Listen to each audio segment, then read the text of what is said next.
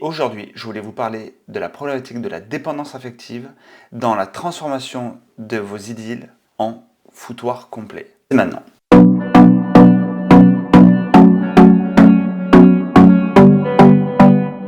Les gens viennent me voir régulièrement en me disant Benjamin, cette relation était tellement belle, je ne comprends pas pourquoi.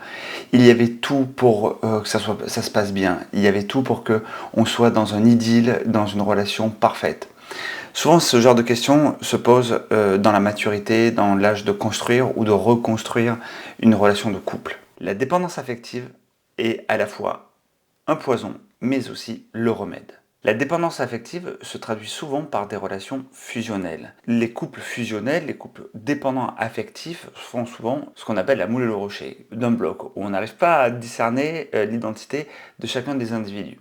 Parfois ça marche très bien, parfois il y a des couples qui arrivent à fonctionner normalement comme ça. On peut aussi la définir par notre constitution biologique, cette dépendance affective. Nous avons tous de l'ocytocine, nous avons tous de la dopamine qui est créée lors des rencontres amoureuses ou relationnelles. Et nous sommes tous dans le même fonctionnement archaïque qui nous amène à nous reproduire. Et notre cerveau ne fait pas de distinction entre sexes, entre personnes. Et du moment qu'on est à 2 ou à 3 ou à 4, je sais pas si ça se dit ça, mais on y va.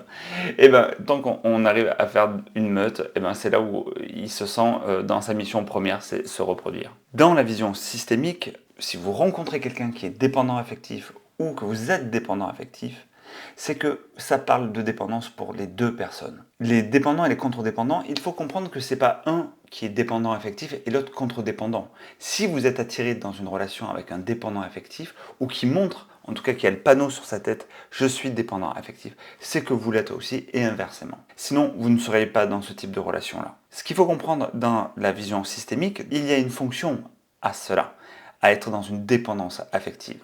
Et c'est là où intervient encore une fois la carte du monde. J'en parle dans mes vidéos précédentes, mais pour faire très court, la carte du monde, c'est comment je me suis développé dans mon enfance, comment dans mon apprentissage j'ai vu le monde et comment ce monde que j'ai vu fait office de référence pour moi aujourd'hui. Et pour terminer sur cette définition, la carte du monde est souvent différente du programme officiel parce qu'elle vient nous parler de notre attachement petit qui va structurer nos pensées et structurer notre façon d'être dans le monde dès le plus jeune âge, et de la manière où nous nous structurons en tant qu'adultes et qui nous amène souvent à faire un grand écart entre ce pourquoi nous sommes programmés et ce pourquoi nous voulons vivre.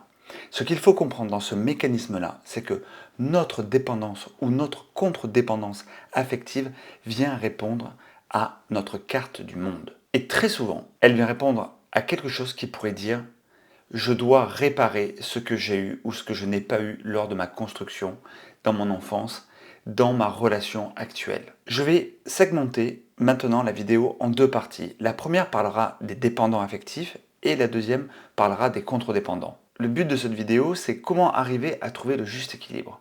Pour ça, on va commencer par décrypter et comprendre qu'est-ce que c'est la dépendance affective. Donc, par exemple, si vous avez dû vous adapter et vous oublier pour satisfaire les besoins de vos parents, il est très fort probable que vous ayez engrangé la capacité d'être un super adapté ou de vous adapter à tout le monde extérieur. Cette capacité a été créée pour garder le lien avec votre famille d'origine. Quand vous êtes enfant, on n'a pas le choix que d'être aimé.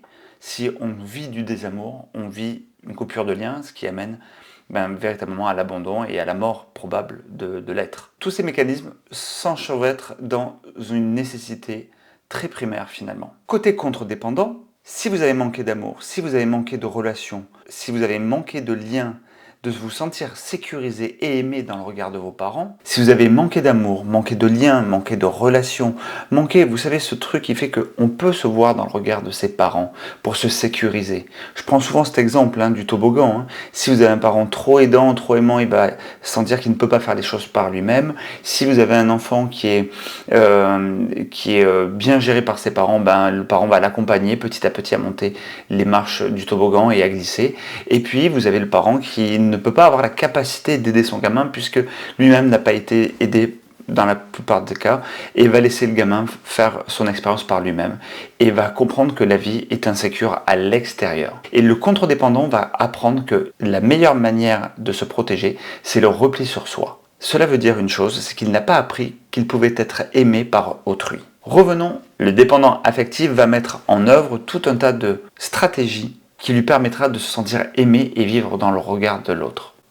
Il faut comprendre que le dépendant affectif, c'est un méga suradapté de la vie. Il va commencer à se voir juste, non pas par rapport à ses besoins, ses ressentis, il va mettre en place une stratégie d'oubli de soi, une dissociation généralement de ses besoins, de ses ressentis, de ses valeurs, afin de capter ceux des autres.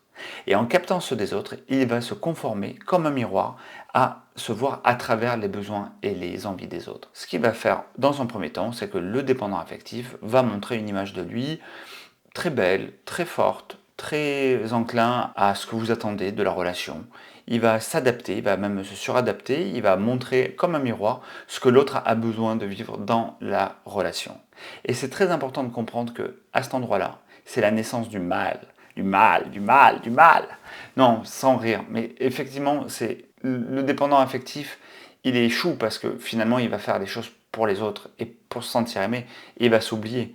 Ça va être choupinou au début, mais à la fin, en fait, ça va manquer tellement de personnalité que la personne contre-dépendante va commencer à bouger. Mais on n'a pas tout dit par rapport au contre-dépendant.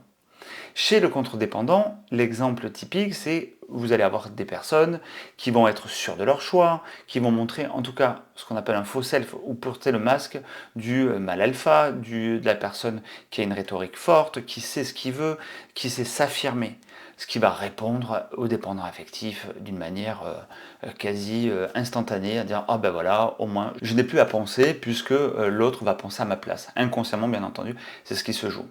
Mais à travers ce mécanisme-là, il vient toujours une blessure qui s'appelle la blessure de l'abus, puisque finalement, l'un comme l'autre sont dans un abus.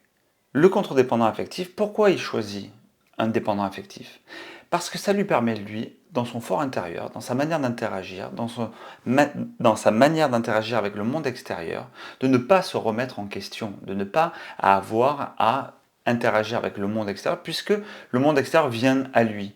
Donc dans sa peur de ne pas pouvoir être aimé par l'autre, dans sa construction en tant qu'enfant, il n'a pas reçu l'amour nécessaire. Il va se replier sur lui.